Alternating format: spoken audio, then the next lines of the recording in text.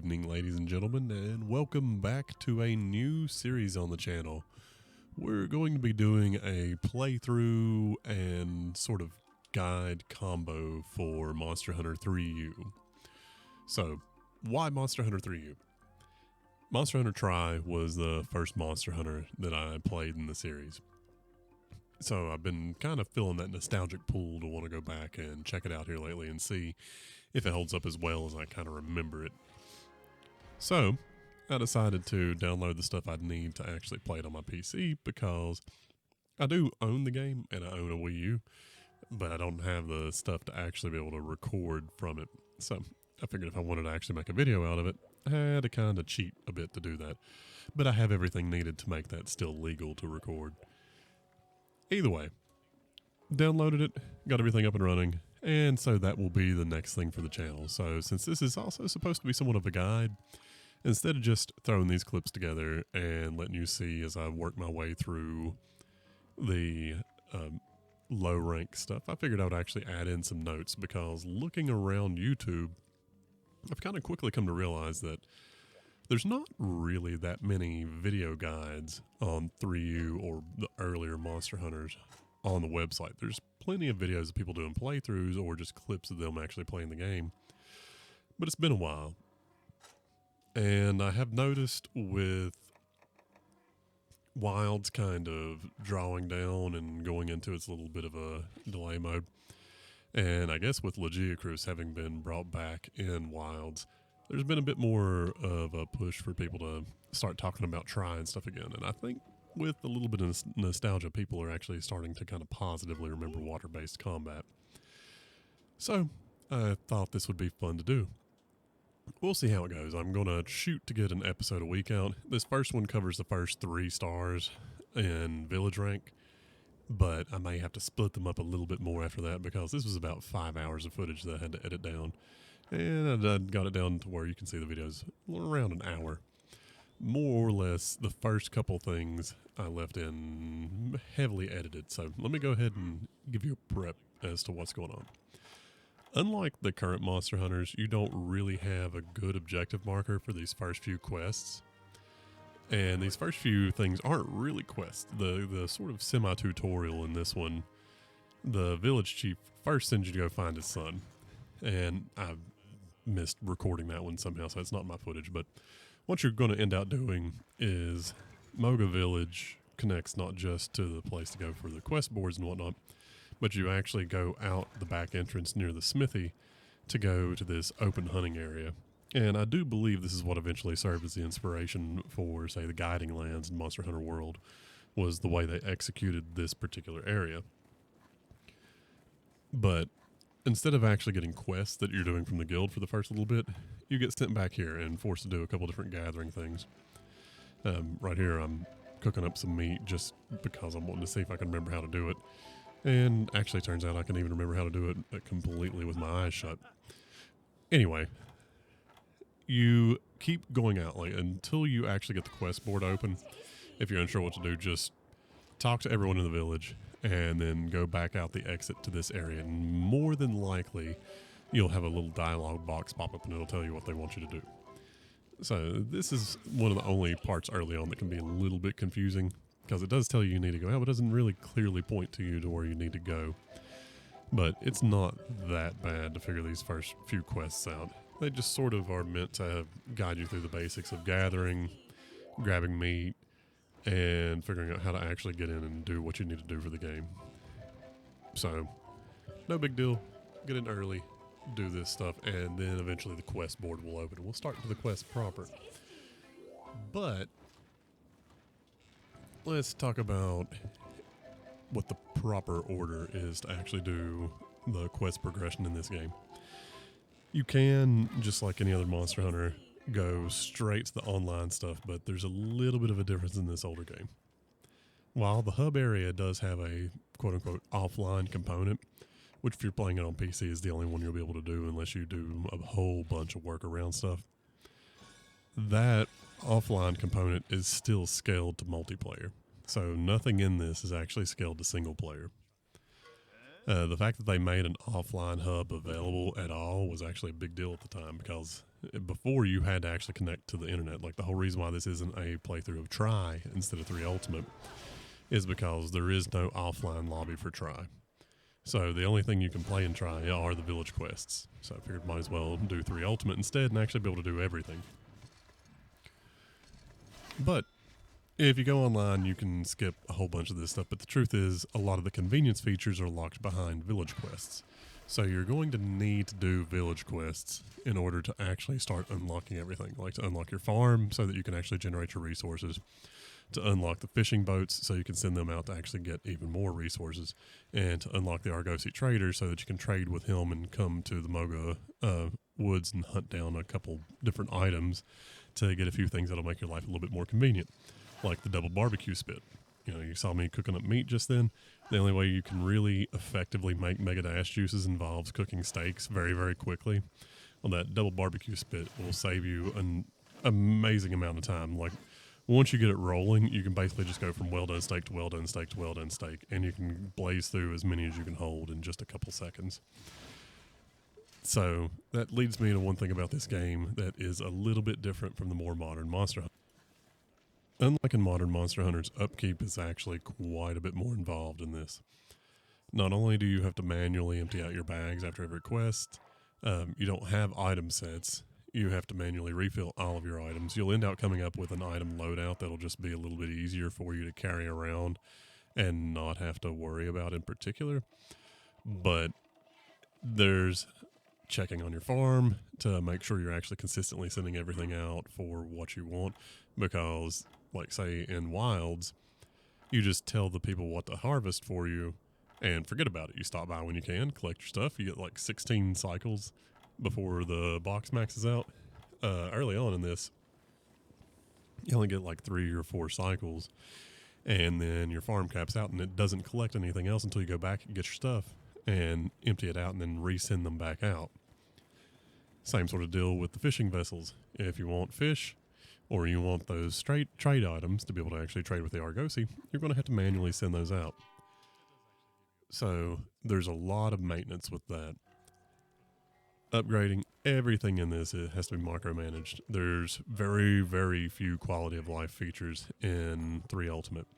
At this point, the majority of the quality of life features actually boil down to trying to have hitboxes that weren't completely unpredictable.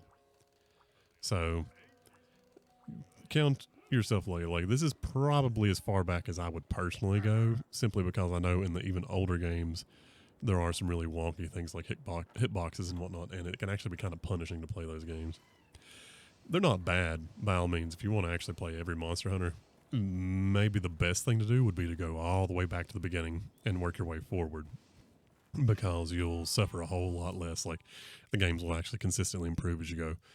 But if you're only interested in kind of getting a taste of what the older games were like, this is a good one to go with. Generations Ultimate is available currently on the Switch, but even it has enough convenience features that you're starting to get more towards the modern era of Monster Hunter, like with World obviously being the sort of beginning of what would be considered modern Monster Hunter. The next big thing that you have to look for is your key quests are not going to be obvious. I'm going to list them off as I go through, but the best thing you can possibly do if you're really wanting to blaze through the story as quickly as possible is search up key quests Monster Hunter 3 Ultimate. And bizarrely enough, the list that IGN has is one of the most concise lists. But even then, there's some weird sort of quirks that happen with your key quest list. Like, you're not going to be able to pick and choose the order most of the time to a degree. Say, for example, with 2-star, you basically have to do the quest to go after the Great Jaggy before it opens up the one to go after Arzuros. So there are instances where you really only have one key quest that you're allowed to go for before the other ones open up.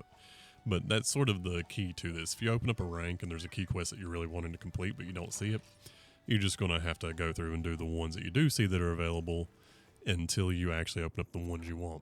And aside from that, there's also a bunch of quests scattered throughout that are super important to your progression. For example, This is a list of all the quests that are going to be useful for unlocking stuff related to the farm.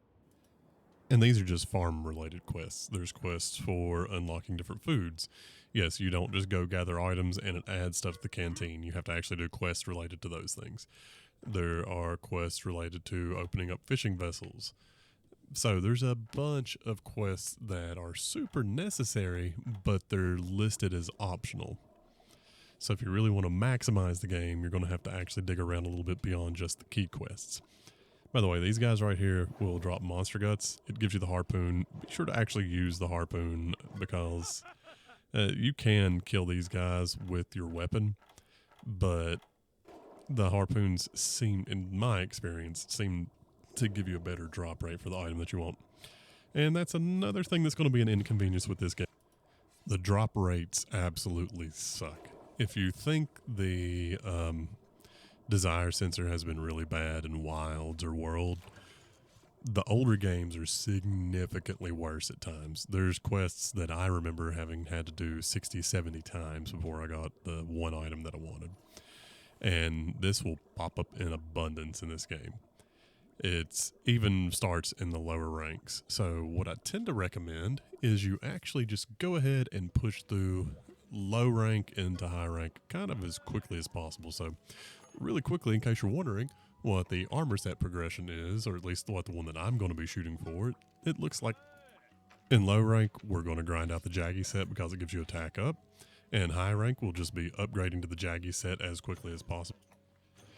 Maybe do the Roggy, not 100% certain yet, and possibly towards the end of high rank grab the Wrath set, and then we will grab what is called the Helios set, which comes primarily from Sideus. Now, granted, we'll cover this in that actual episode whenever we're getting into the initial G rank set, but that one will actually be a sort of pseudo mix set, which is the reason why I'm considering getting Roggy, because one of the pieces from it you can sub in Roggy and actually have a pretty solid starter set until you actually get everything together for your ultimate in-game sets. Now, a couple other little tips about this. A lot of people hear that in 3, slime was the master element. And to a degree, that's kind of true. Slime weapons were really good in 3, which means they'll be really good through low and high rank, although you really can't start grabbing them till high rank. There's some ways to get a hold of a few in low rank, but it's not worth it. But they do fall off a little bit in G rank. And so in Try, one of the best things to do was if your element, or not element, but if your weapon was a faster attacking one but didn't have really big attacks, you focused generally on element. If it was a slower weapon with heavier attacks, like say a greatsword, you focused on raw. And there weren't too many things that were sort of halfway in between. Either they were primarily element focused or primarily raw focused. In this case, element ones could also potentially be status, although status was generally things like a light bowgun, and dual blades were super effective for status, with sword and shield being sort of there. Now, while slime's not as effective in G rank as it is in high rank, the truth is, in this game, it's probably the best that it had ever been, and it's Blast Blight. So blast weapons, when we say slime. They just changed the name to make it more descriptive of what it does. They can carry you all the way into end game. So even on weapons where they're not the best, they're still good. If you're not actually taking the time to do a proper element matchup, then slime will generally still be better than a non-elementally matched weapon set. So that brings me to another just general tip for this game. You're going to want to farm up a variety of weapons. That way, like, I'm trying to get through this kind of as quickly as I can, like do a pseudo speedrun, not a real speedrun, and get sort of through the different ranks for the purposes of recording these videos. But originally when I played through it, and if I were playing through it just for fun the first time again, what you really want to be doing, especially if you're using a weapon like Lance, where it is best to actually match up the element, every time a new weapon pops up that you can make, go ahead and make it. If you see that it actually branches in multiple directions, you need to make multiples of it. Sometimes you can actually forge a brand new one at that branch from the beginning.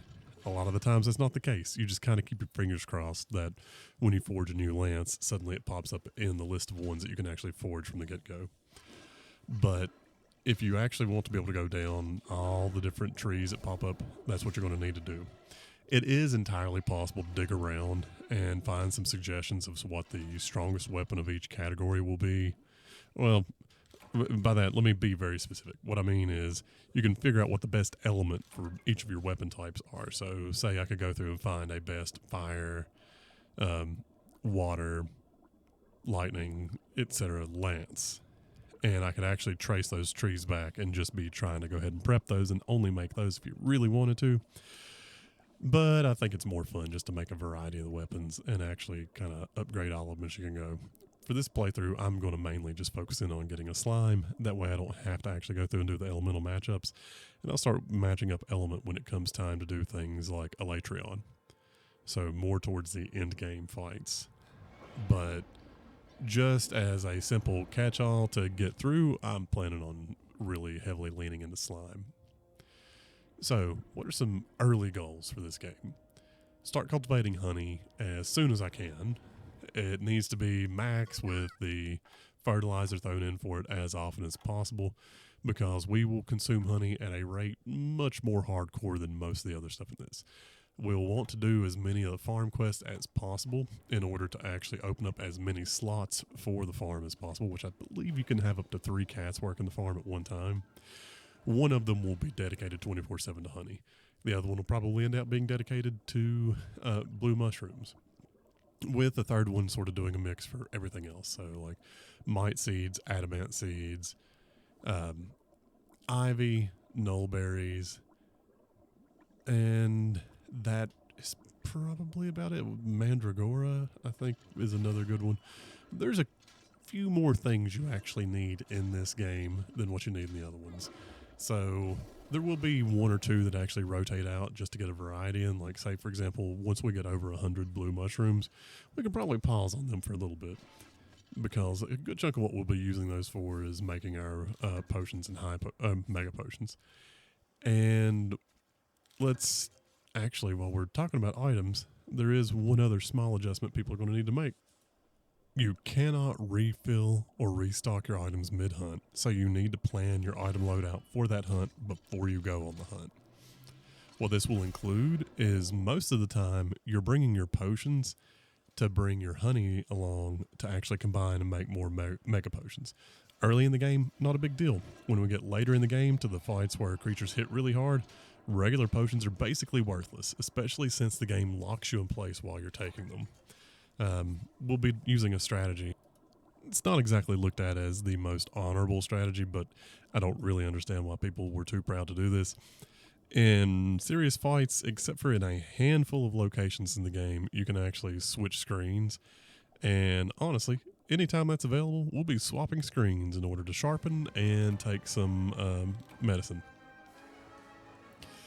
I don't really care about doing that. I think it's fine. It saves you from potentially getting hit. Now, there's one other thing in the background. You can see the ships have actually popped up. If this is your first time playing 3U, there's one thing you need to be aware of. When 3 and 3U were made, there was this concept of charm tables. Those still exist, but now they're in the order of thousands and they actually work properly. In 3 and 3U, there was a bit of a quirk where something happened, and when you would roll a charm table when you started up the game for the first time, your character was locked to that charm table. Normally, not a big deal. I can't remember how many, I think there's like 17 charm tables or something like that in total. Most of them can give you something that will be adequate for your build. Like, there's very few builds out there that require a set specific charm, and that charm requires you to be on a very specific table. However, there are tables that are terrible, that will completely lock you out. So what do you do? If you want to be absolutely certain you didn't get one of the worst tables, because there used to be some manipulation you could do to ensure what table you would get. It's a lot harder to do if you're playing it on PC. But you can go into Google and search up this thing called Athena's Fish Finder. Put that in exactly as I have it up on the screen.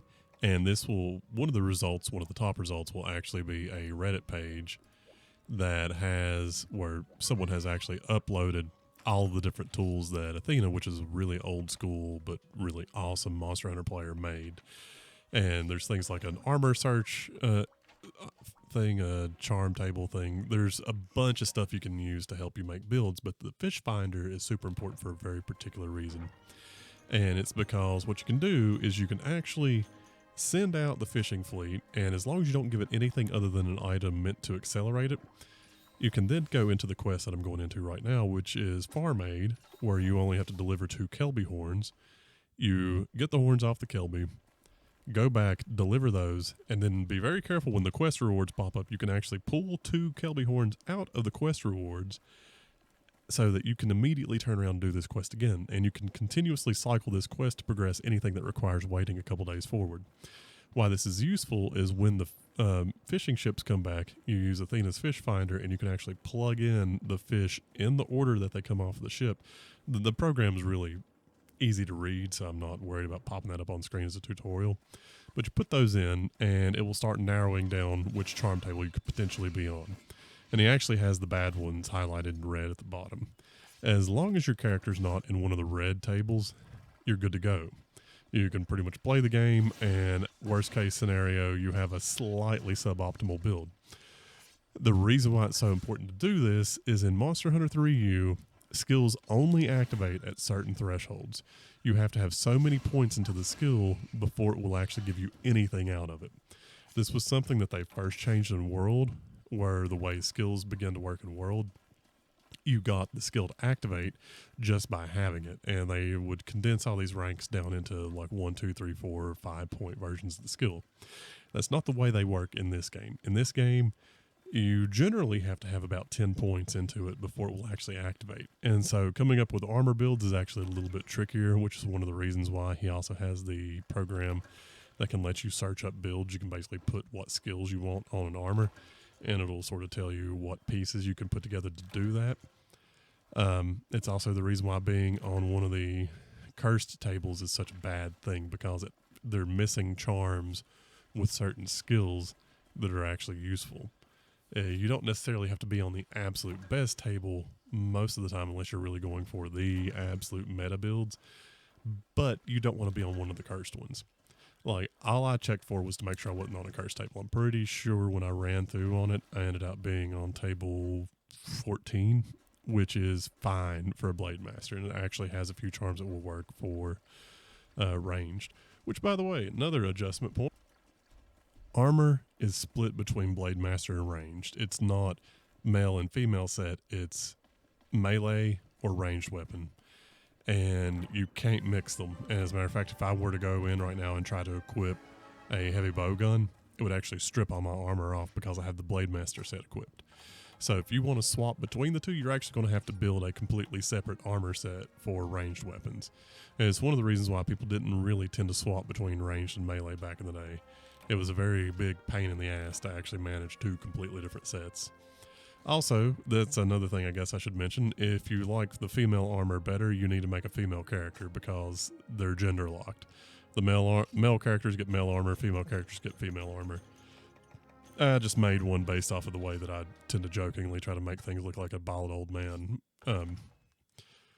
But there's plenty of people in Monster Hunter that preferred playing with females because they like the girl's armor better. But that is something to be aware of coming into this. It's sort of a minor inconvenience, but yeah. Here you see me checking the fish and actually going through that whole process. So I dispatched them, then you'll see me actually cycling the Kelby quest again just to show how fast you can actually do it. This is actually useful later on for other things besides just doing the charm table check. It's really useful with the farm. Like if you really need to farm up resources very quickly and you got ample amounts of village points, you can cycle through 5 of these quests in a matter of like 2 or 3 minutes. Because you do have to have the 20-second wait every time you finish the quest. And then you got all the load screens, but to be honest with you, loading anything off of an SSD on this takes significantly less time than it used to take. So the load times are not exactly a problem.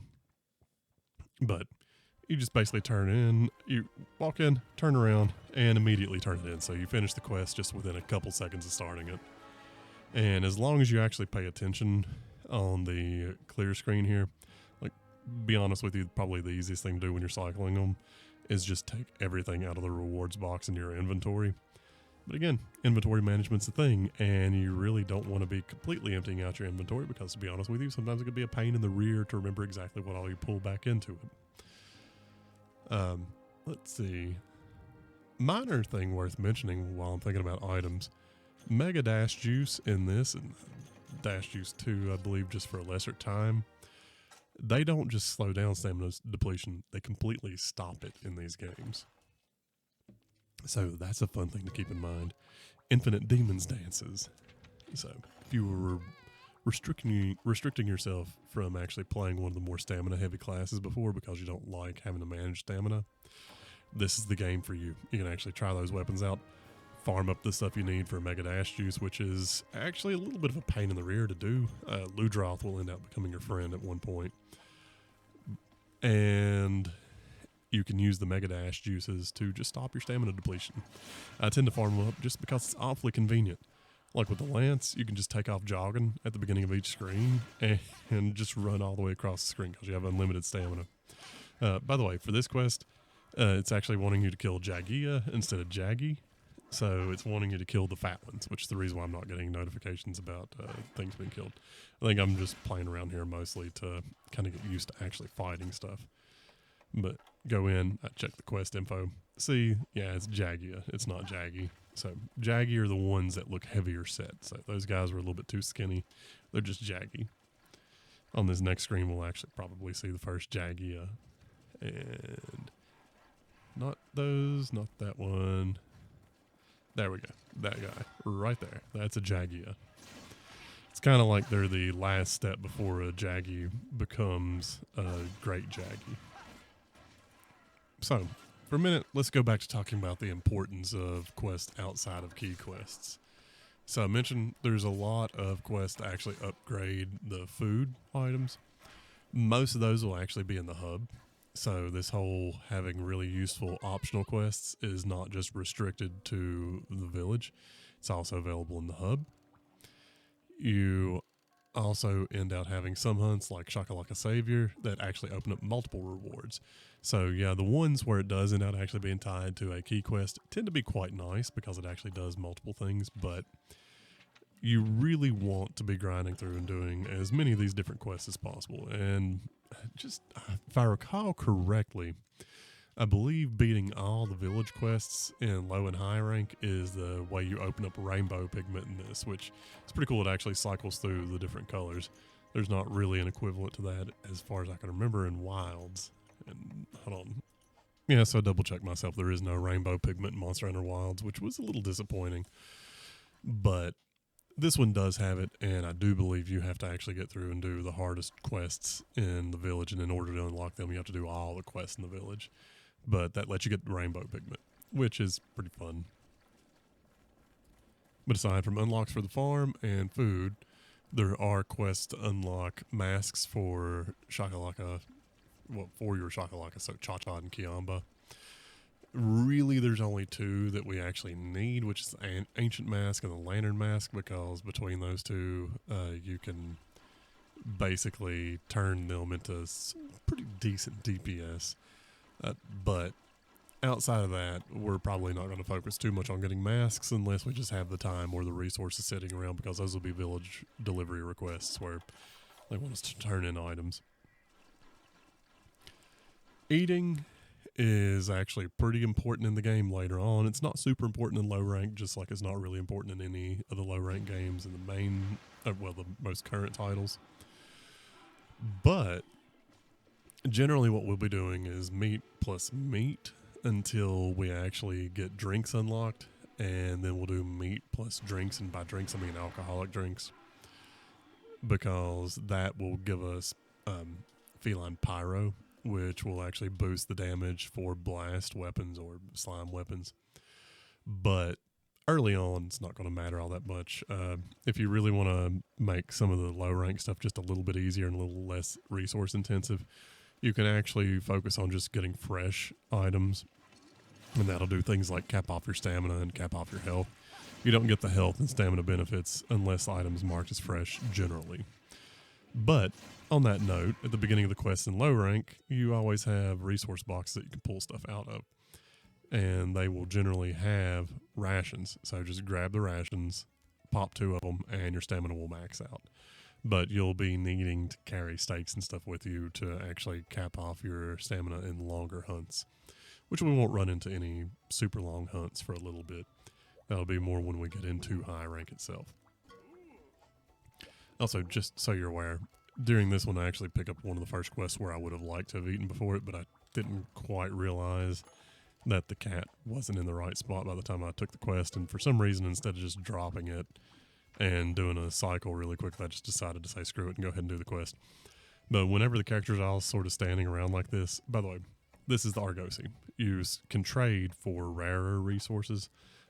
The biggest thing you really want to get off of him will be the fertilizers for the farm.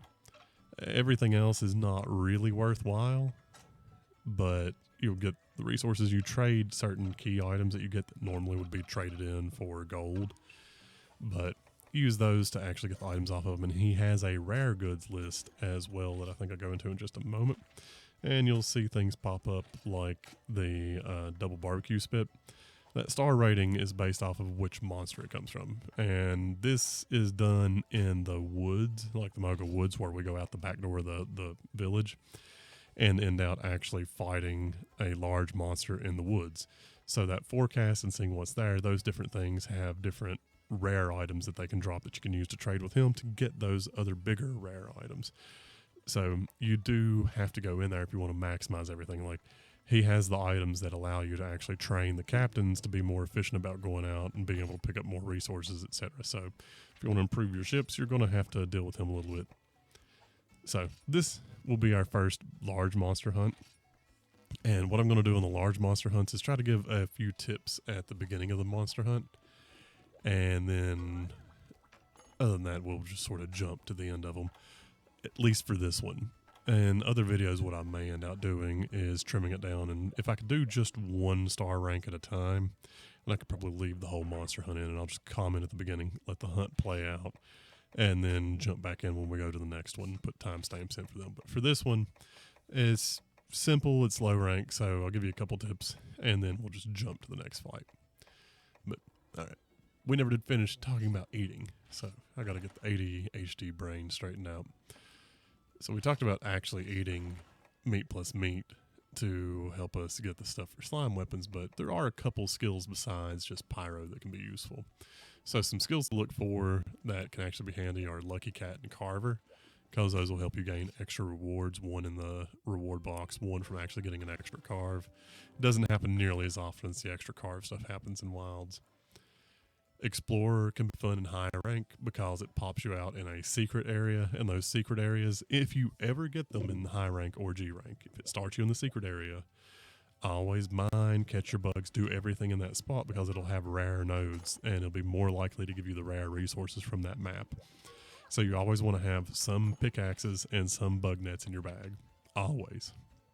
Unless you're specifically going into a hunt to kill a very specific monster and you're having trouble with it, and you need to maximize that space, keep those 2 items in your bag at all times. Gatherer can be useful when you have a gathering set on and you're just running out doing what we call rust and ancient shard runs, which we'll cover much later. Defender and Foodie can be useful because Defender will boost your defense. Foodie will help you maintain the buffs from food, even if you do cart. Moxie is a thing that can give you an extra cart.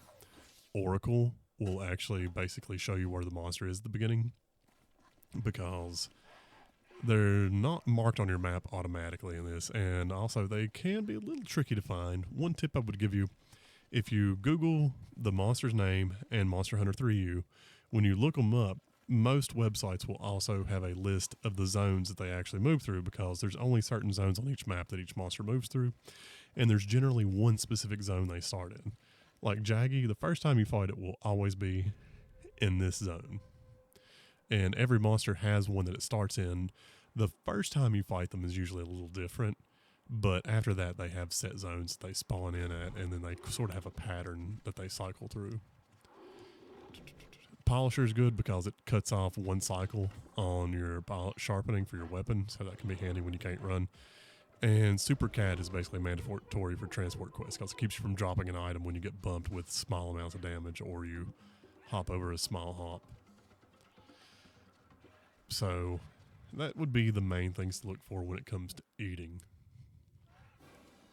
Alright, so what are we going to do with the Jaggy fight? Well, you just immediately start hitting him in the face. One thing I forgot to do was paintball him. And that's at least partly because I've done this fight so many times in the past that I know exactly where he's going to go, so I'm not worried about it. But he'll do those little forward lunges, which are easy to avoid. This is his hip check, which is the same that almost every other monster that can do a hip check does it, that same style. And he does the tail turn, where he'll sweep his tail out once and then immediately does it again. So if you can be sort of to the right of where it's at whenever it happens, you'll miss it. If you actually hug their right-hand side or your left-hand side, most of the time the initial tail sweep will miss you. That's all you really have to worry about with him. Otherwise, when he goes to sleep, now this is a reason to carry barrel bombs. I'm not wasting them in low rank, but if you bring barrel bombs with you when they go to sleep like that, you can get some really nice damage off, and a lot of the times you can kill them on waking up. But Jaggy, one of the easiest fights in the game. And we will at some point farm up his armor. Like, I do it before the video's over. I just can't remember exactly how long it is before I farm it up. But easy fight, easy way to sort of get into this and actually start learning how much you're going to have to do. By the way, if you notice, I crouched down before starting to dig. That actually saves you a little bit of time. That 60 seconds actually seems to pass by really, really fast. So what you want to do is stop, get your character in the crouch position, and that's less distance for them to travel whenever they're resetting the animation, because you have to manually hit the button for every carve. So you'll sit there and spam the carve button while they're carving. And almost as soon as they finish carving the item out, if you're crouched down, you're basically ready to immediately carve again because you're already in that spot. Whereas if you're standing up, it can actually take a little bit of time. Later in the game, when we get to some of the large elder dragons that have multiple carves, like way past just those three, you pretty much have to do the crouching to be able to move through their pieces and get all the carves in before the time runs out.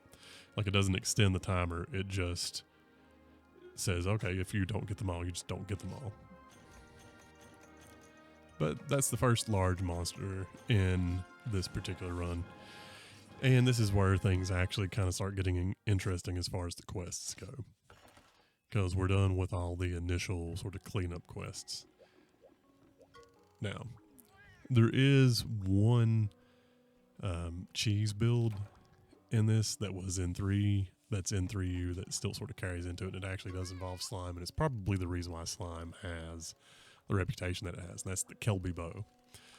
It's what's called an awakened weapon. Awaken is not really a big thing anymore, but it's a trait you can get on your armor that actually adds an element to it. Like, the element's grayed out up until that point. And the Kelby bow is a bow that has blast on it. It can spam blast way harder than any other weapon in the game. And so if you get it, especially in groups, you could cheese a whole lot of monsters. And ranged weapons are actually kind of overpowered in underwater because they don't really suffer any sort of penalties like other weapons do. As a matter of fact, there's a cheese strat for Abyssal Legiacrus in the endgame that involves using ranged weapons. And there's a little spot in the map you can get to that basically makes it where he can't touch you. Alright, Arzuros. We're going to get him painted up and then just start popping him in the face. The braces on his arm can be hard, so if you don't have a green sharpness weapon and you hit in the right spot, you bounce off. Being behind him is not necessarily a safe spot because he can charge backwards and try to sit on you. And he'll do that little lunging forward hug looking attack. And he actually does have a grab attack that will pin you sometimes, and you just gotta spam buttons to get back up. And while he's doing it, he will eventually, if you have honey on you, he'll steal honey off of you and then sit down to eat the honey. But that little arm swing is his equivalent to the little tail swing that Jaggy was doing. And otherwise, he's not really that challenging. He's actually probably easier than Jaggy is because he's a little bit slower and doesn't like to change areas as much. And he's got a bit of a broader hit zone than Jaggy does. Jaggy being so narrow, it's relatively easy to miss if you're not standing on his sides. but Arzuros is not that hard to hit no matter which side you're standing on. So, yet again, another relatively easy monster. One thing to remember with this one, though, is this is a capture quest. Capture quests have kind of fallen out of fashion other than for optional ones, so they just don't happen quite as much in the modern Monster Hunters. Oop. And you see that when I tried to do the counter charge a little bit too early and got hit. Now, what you see here is he'll start to run off. If you look on the map, you see there's no indicator that he's actually at the point of being about to die. This is one of the reasons why you don't want to go as hardcore as humanly possible on capture quests. You want to give them the opportunity to actually change zones. Because when they do change, you can hit them with the trank bombs, and you will actually pitch the trank bombs out like a weapon in this one, at least if you're pointing forward. I think if you let go of everything and you tap it, he'll throw it straight down like it does in the modern ones. But you can pre-trank them and put the trap down. And a lot of people prefer to do it the other way around, and later on that will probably be how I do it as well. Drop the trap and then hit them, because the trank bombs wear off decently fast. You have to be pretty confident you're going to be able to drop the trap and actually get them into it before the trank bomb wears off. Although if you got ample number of tranks on you, it's not really that much to worry about.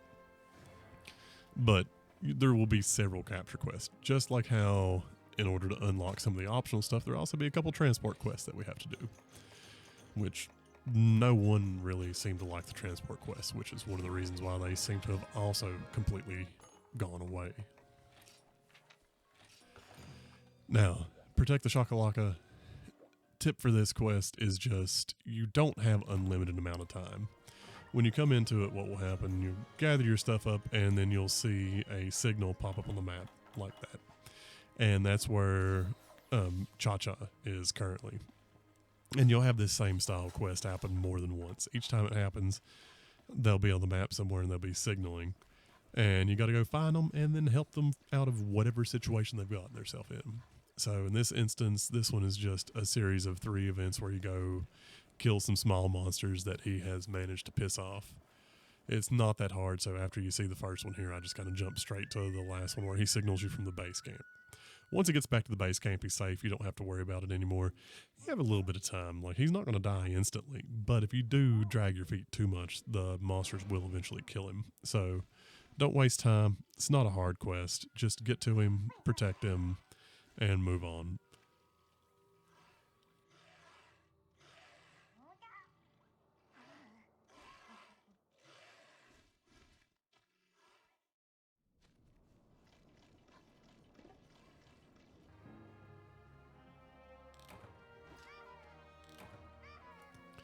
And from this point out, as long as you don't screw up kind of like I do here and accidentally tell him to wait at the camp, you'll have a companion come along with you. Cha-Cha and Kiamba both are not like the modern companions. They're actually significantly less useful. They're not nearly as good at outputting substantial amounts of DPS. They can be kind of useful, but it's really not until 4 that you really start seeing good companions, and realistically it's not until Generations Ultimate that things really sort of take a major step up in terms of them actually going a decent way towards helping you finish the quest quickly. Like, they definitely improve in for you, but they're, I don't know, there's a place for them. I have a soft spot for him, but this is also, I think, the first game where they used Cha-Cha or Shakalakas instead of Palicos, and there was a whole bunch of outrage from the fan base. The one thing you do want to remember about him is try to go in and adjust what type of attack he's doing based off of what the elemental weakness is of the monster you're going up against, or else he'll do even less damage. They can be useful. I can't recall if I've ever seen him successfully cut a tail or not, but it's a little bit of help, so you might as well at least set them up to give you as much help as possible. Later on with the right mass combination, when we have both of them, they can put out a little bit of DPS that actually will help you finish the quest a little bit faster. But if you find them distracting, you can always tell them to wait here. You just saw the Book of Combos up on the thing. You need to buy those and have those in your main box. If you're going to go gunning, then you probably want to carry them around with you, because they're the things that keep you from having like a really low percent combination chance for making your weapon ammo, and you will have to make your ammo mid-hunt. more often than what you have to in current iterations of Monster Hunter. But even if you're not going to make ammo, you still want to buy the combo books and have them sitting in your chest so that whenever you're doing your combinations in between quests to refill certain items, you don't end up losing out on them. The next monster we're going to end up fighting is actually Kurupeko. Look at a couple of these things because I'm trying to remember exactly what the next best one is. I remember there's Roggy, and he is actually tempting to do to try to look at his armor, but ultimately I decided to just go ahead and proceed forward with the key quests. So we end up going after Kurupeko, I believe. I know at one point I end out sort of taking a bit of a side path and doing one easy one. This is where I farmed up the Jaggy armor. These are the skills that you actually end out with just with the baseline Jaggy armor, which is attack up, gluttony, auto guard, and auto guard comes from the charm. But the stun one's stun resistant. So the attack up is sort of the big one. It's just a couple points in attack, but will actually go a little ways towards helping fights end faster. And it only took like 2 or 3 runs through the Jaggy, just making sure to break his head each time to get enough materials to actually make it. Yet again, RNG is a little bit more hardcore in this game than what it is in Wilds. So if you do decide to come back this far, be aware of that. Now, Kurupeko.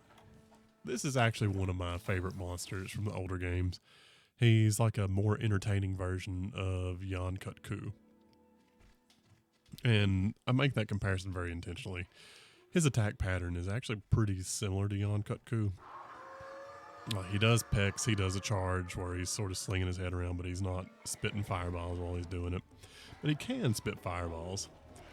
And overall, I think he's a little bit more interesting because he also does something kind of unique that we'll talk about when we actually get to that point. But as far as the fight goes, after the cinematic, you see for the first time that this is one where you can have other monsters around. Now, this is not a multi-monster hunt. There's other monsters on this map, but it is not a multi-monster hunt. That is important in the older games because in the older games, when there's multiple monsters to be hunted, their HP pools are reduced.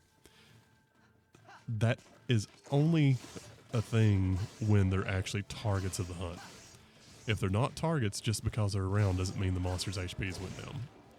Now, Kurupeko, he'll do this little flying thing, but while he's flying, about the only attack that he'll actually do is spitting those little slime balls out, which can give you water blight, which makes your stamina empty faster. He can spin around and do the tail swing just like basically every other monster in the game. But otherwise, he has that nice little attack where he clacks his fists together. If he does it twice, like the number of times he does it is more or less how many times he's going to jump forward and slam his hands together to make the little fireball. There, he's actually spitting out some of those little slime balls again. If I were to throw a sonic bomb right now, it would actually knock him out of the air, potentially. You can break his beak. You can break the flints on his arms. You have to have green sharpness to actually be able to pierce through them, so you will still eventually break them, even if you can't pierce through them if you keep hitting them. And you'll actually see this in this fight. I end up breaking at least one of them, I think. I don't believe I intentionally threw that sonic bomb. He's susceptible to sonic bombs because apparently he has really good hearing. But the reason why you have them is for this. Notice how he did the cat noise there? He's basically summoning the Malinx around. He was starting to dance again because what he was going to do was buff himself. He basically is a monster that is actually a hunting horn. He can buff himself and he can call in other monsters. I got lucky there with the last hit and ended out actually busting his beak. But you got to be careful with Kurupeko because if you don't interrupt his little dances, he can summon in some pretty radically dangerous creatures when you get into later fights. The Malinx are annoying because they try to steal from you, but they're not the worst thing he can summon in. So if you're ever fighting him and you hear this atrocious roar come out of him, get ready to be scared because he's just summoned something completely horrible, which we'll talk about later on. All right, Ludroth. This is actually one of my favorite monsters in the older series. And why is that? Because I was a Lancer the original time that I went through. The whole reason why I'm playing with Lance now is because that was the first weapon that I actually played with in Try. Ludroth was my friend because you just got intimately familiar with killing him because he drops, I think it's Dash Essence that you can use to make Mega Dash juices. So I got to where I could farm up Ludroth with some extreme efficiency because getting that essence and being able to actually have Mega Dash juices on hand was super, super useful, especially with any weapon that actually consumes them. That's one of the reasons why my secondary in the original time that I played through was dual blades, because you can pop the Mega Dash juice and then you can basically demon dance to your heart's content and never run out of stamina. So I got very familiar with Ludroth. I actually think he's a pretty cool monster. You can clearly see a line between him and Jagras. And I don't know if he actually uses the Leviathan model, and that's one of the reasons why they couldn't use him and they had to actually develop Jagras to be sort of a slightly different version of him. But whatever. I like him a little bit better than Jagras. Right now, this quest actually chose to give us poison knives to start out with. So just go ahead and poison him right off the bat. There's no reason to hold off on it. It doesn't benefit you to do it later on. Just poison him, go ahead and get that tick damage in. He does that charge. That's probably his most annoying attack, but he does it all the time. And he usually will run to one point, turn and run, and then later on when he gets enraged, he'll actually turn and run to another time. He does that roll. That's his equivalent of a hip check, but it's still basically the same thing as a hip check. It's just a little bit broader and hits a little bit wider range. He's the first monster that actually has that dive forward style attack that will eventually run into with other ones that it's just in the form of a charge forward. And he'll do tail swings where he stands still, but he actually swings his tail back and forth. Makes me want to start quoting a song, but I'm going to resist. Now, the things that you want to try to do as far as goals on him, if you notice the little green thing sticking off of his head, when he gets enraged, those actually stand up as his crown. You can break those relatively easily. You can cut off the end of his tail. And that spongy looking stuff around his head, you can bust it as well. So when you break it, he actually gets a bunch of little sort of chips off of it. You can also break his claws, but unless you're specifically needing the claws, there's no real point in going for that. He is one of the first monsters that has enough parts to break that realistically you're not going to break all of them before you kill him.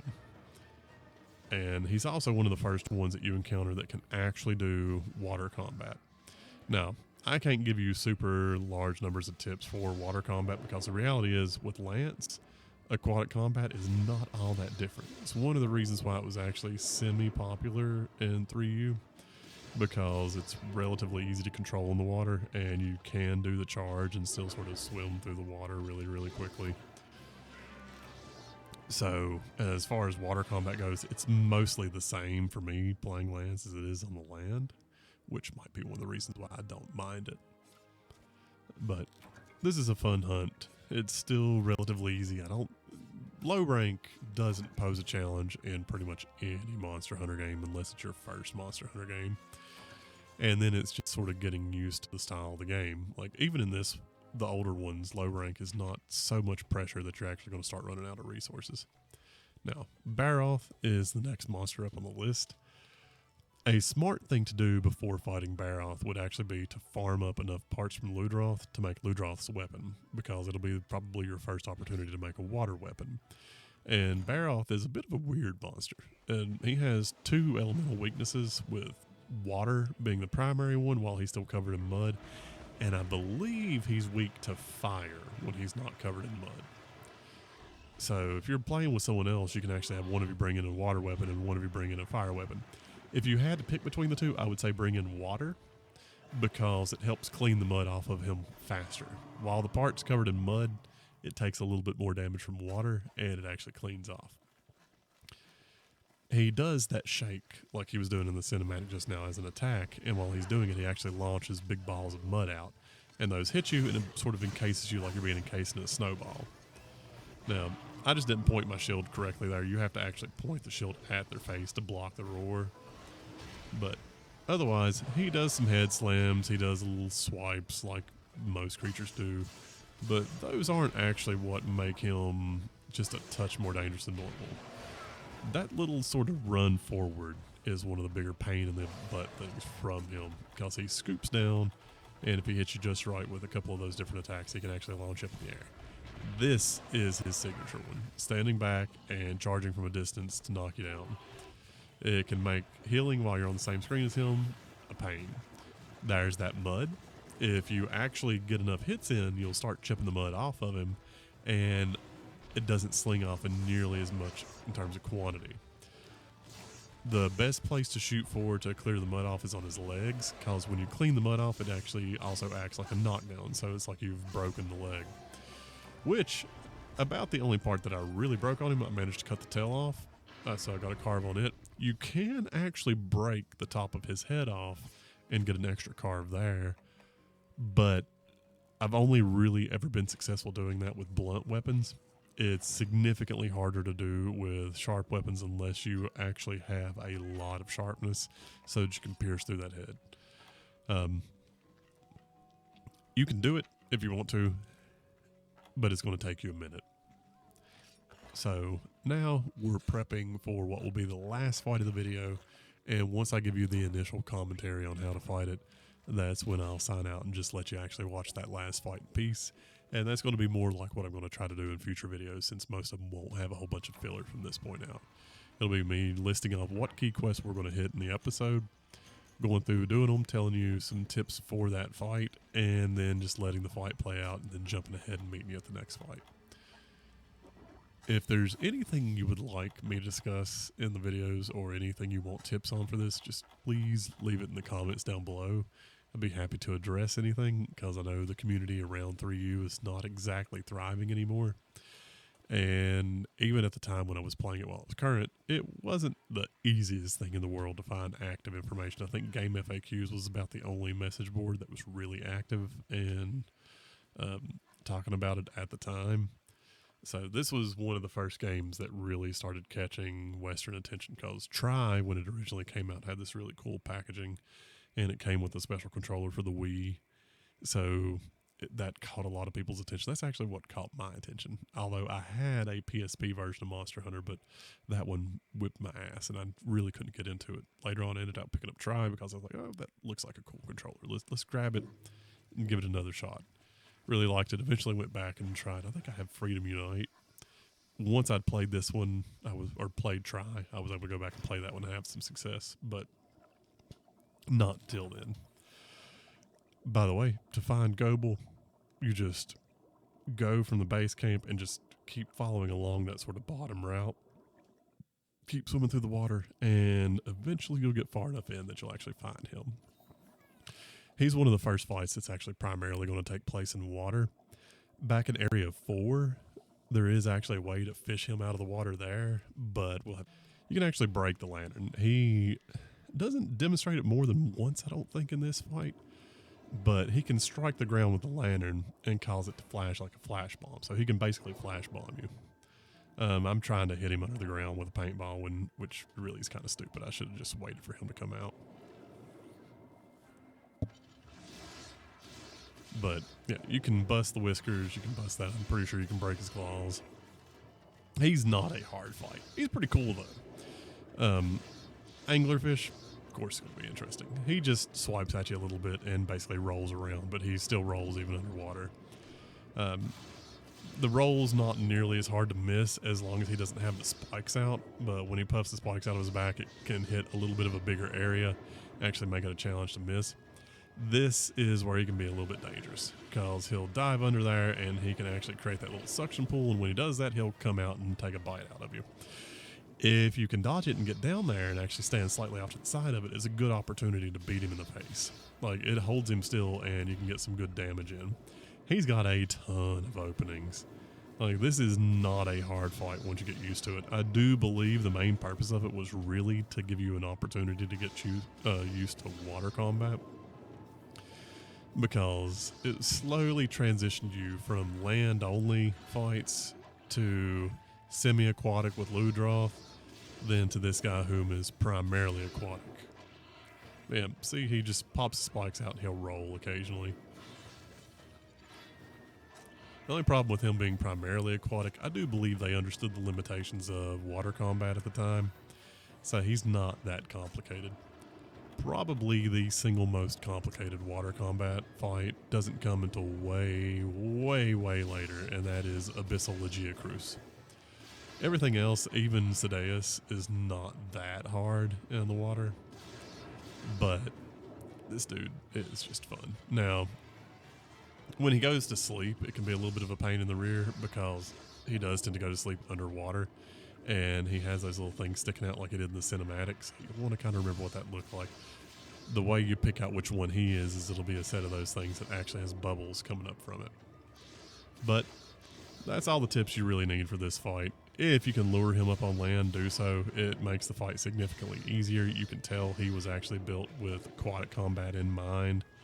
It's still the same moves. He just rolls around, drops the spikes down. I can't remember if he has a tail cut or not. I think he actually does, but I don't think I get it. Yeah, no, that tail's long and thin enough. You could probably cut that tail off. Anyway, that'll be it for this video. Watch for the next episode to come up here soon, and it will cover either 4-star by itself or 4 and 5-star. It just depends on how long it actually ends up taking me to get through both of them. Either way, have a good night, and remember, if I can beat it, so can you.